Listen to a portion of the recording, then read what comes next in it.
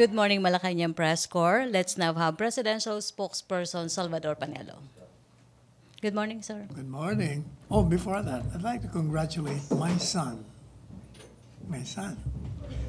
Salvador Angelo A. Panelo IV.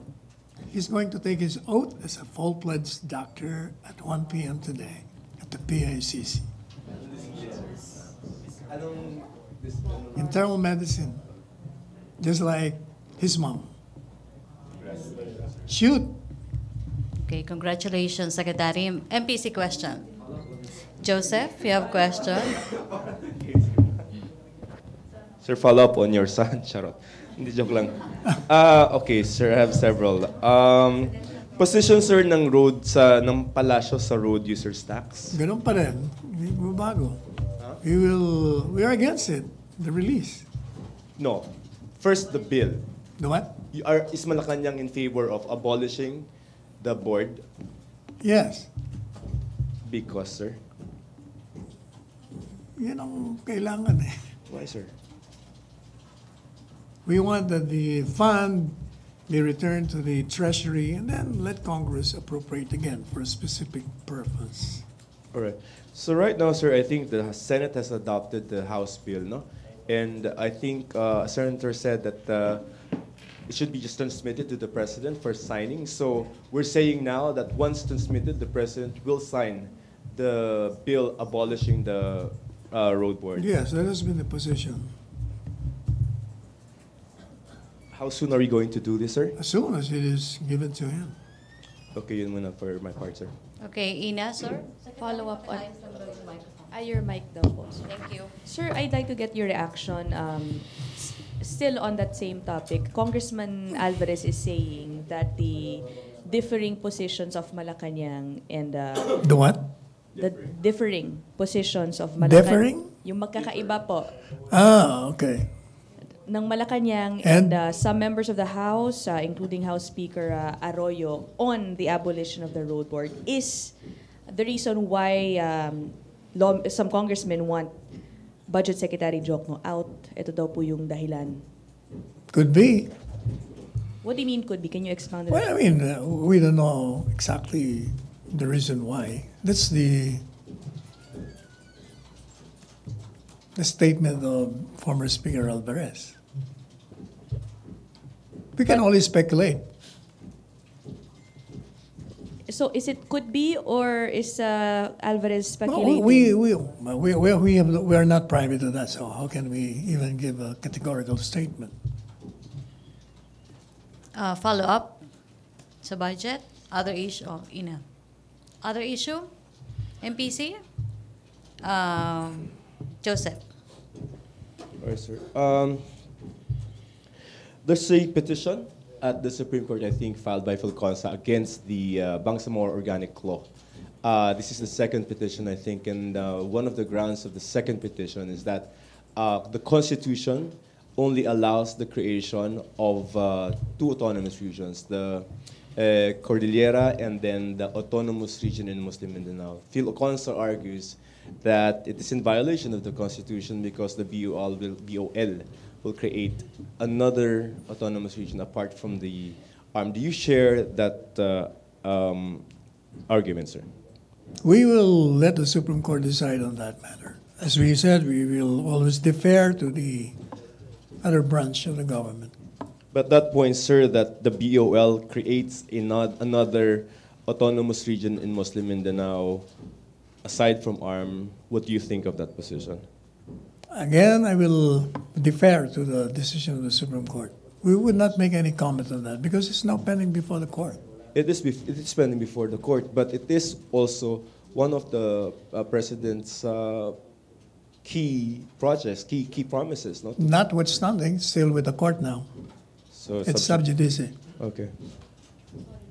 Ina. Sir, balik lang dun sa abolition ng road board. Why does, just to be, for the record, why does Malacañang want the road board abolished? Is it because of alleged misuse doon sa MVUC funds, alleged corruption in the road board?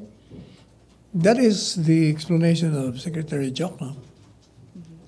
Can you tell us if what has the secretary told the president about these alleged misuse and what has the I president guess you said have to about ask it? Secretary Jokno, not private to the conversation of the two.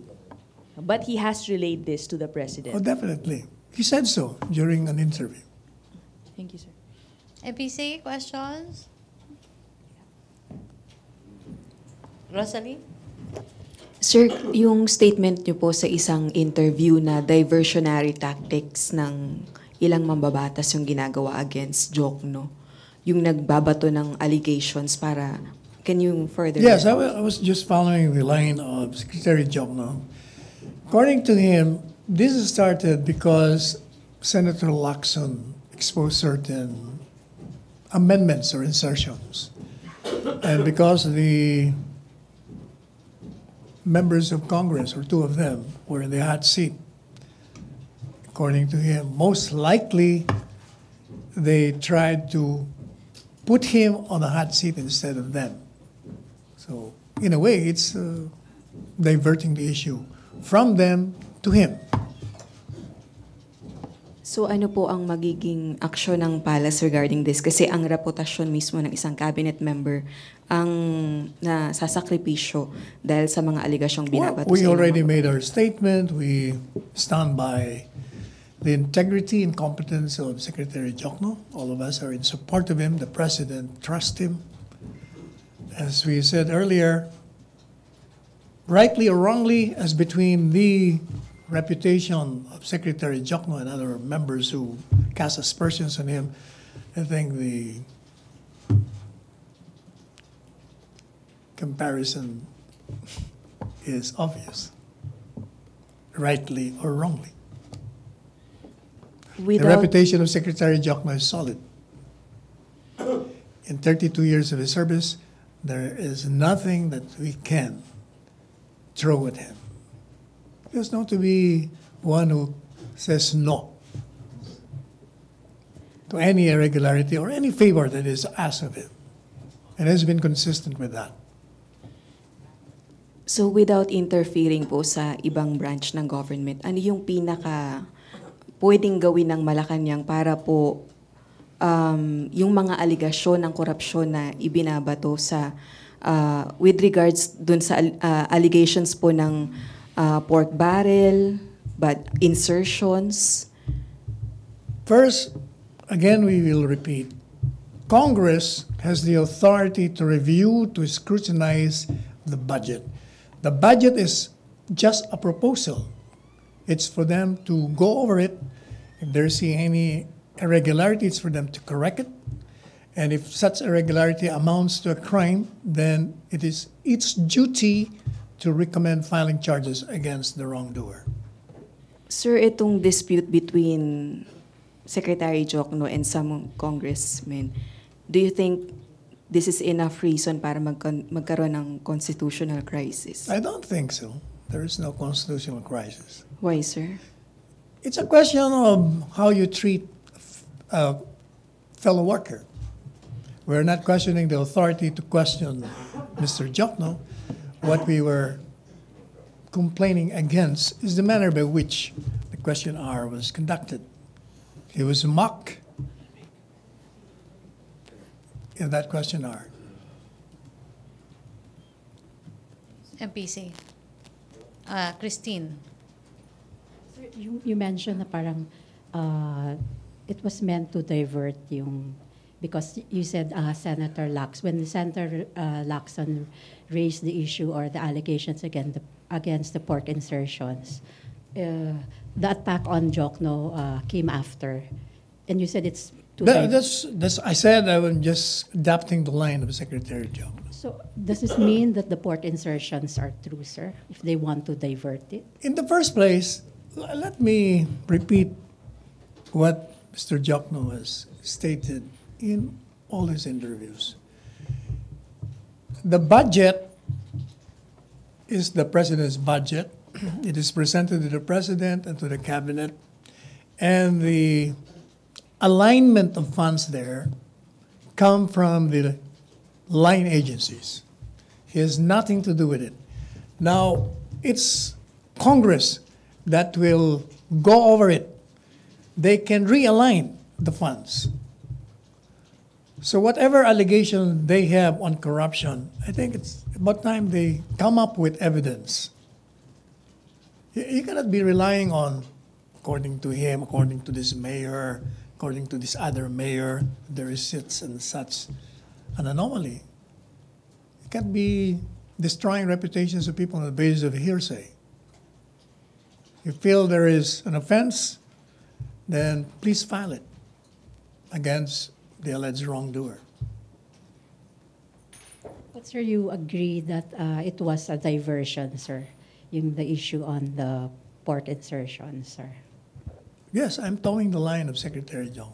It's more believable. It's believable that there were port insertions, sir. That it was skirting the issue. Instead of him on the hot seat, them, it's now Secretary Jong. Joyce? Teka, Joyce, follow up. Okay. Sir, are we not concerned? Kasi po sabi ni Congressman Andaya, before naging cabinet secretary si Congressman Nograles, isa din daw po siya dun sa makakatanggap, yung distrito niya makakatanggap ng malaking portion ng budget for next year. Sometimes I'm even wondering why they're making a fuss out of these alignments. If the alignments are given to a particular district and the district needs it, then it should go there. What is important to the president and to us is that there is no corruption in the aligned funds to a particular area. So sir, if indeed makakakuha yung district ni Congressman Nograles ng bigger chunk ng budget for next year, you don't see any irregularity in it? If the district of former Congressman Carlos Nograles needs it, then it should go there.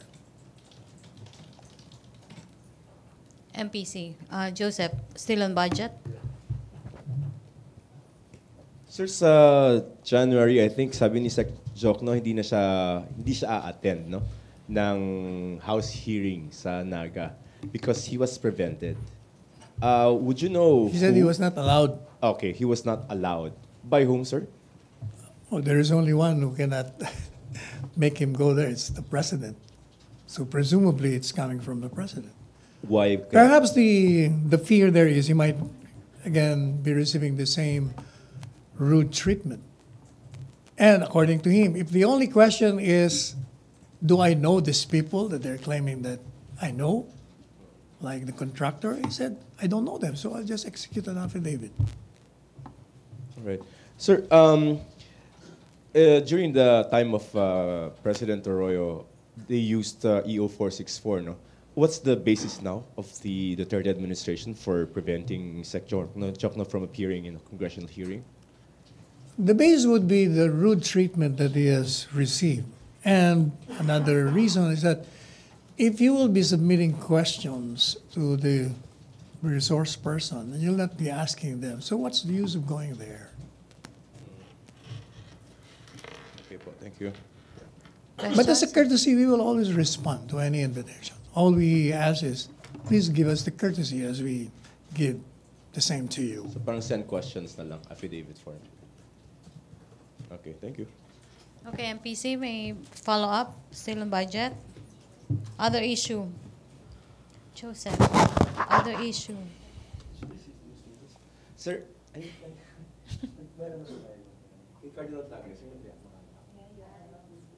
Sir, si Cardinal Tagle, I think, Archbishop Tagle, sorry, said that those in power should not be bullying people or whoever.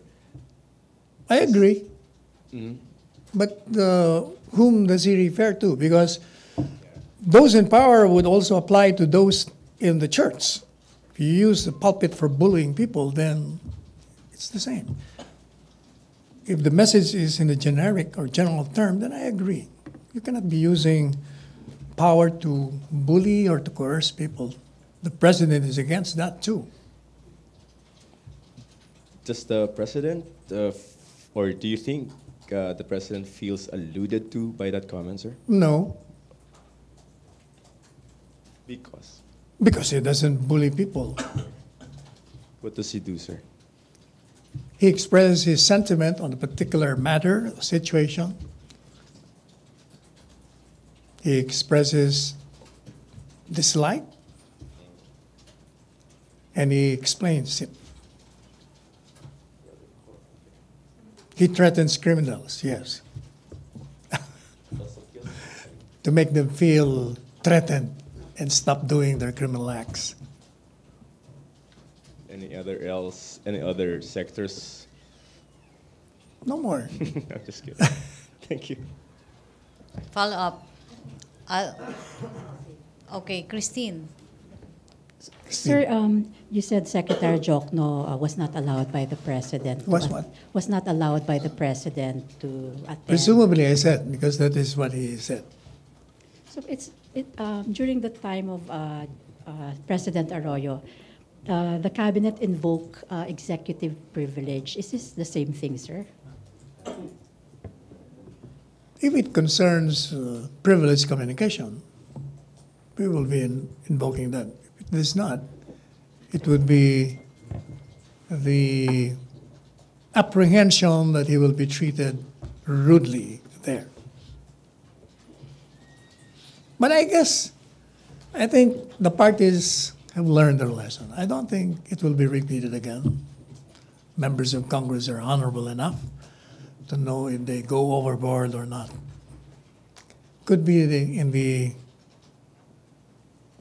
in their exuberance, they have forgotten the demands of ethical refinements.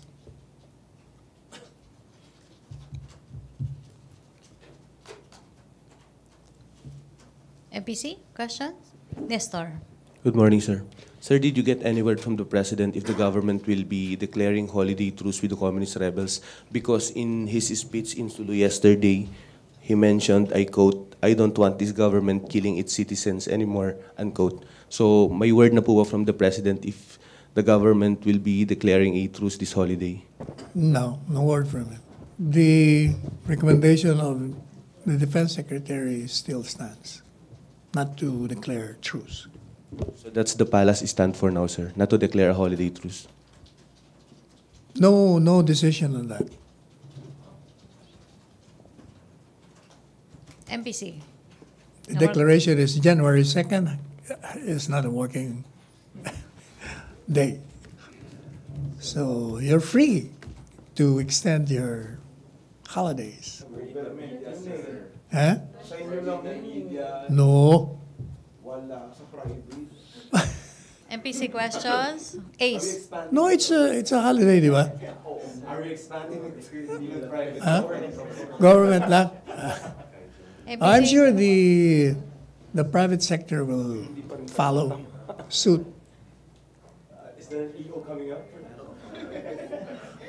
We're encouraging our friends to do that. No, well, it depends.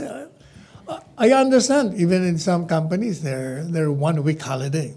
When I was with Unilab, we had 1 week Christmas holiday. So we encourage what you're saying? I think Joseph Morong is encouraging the private companies.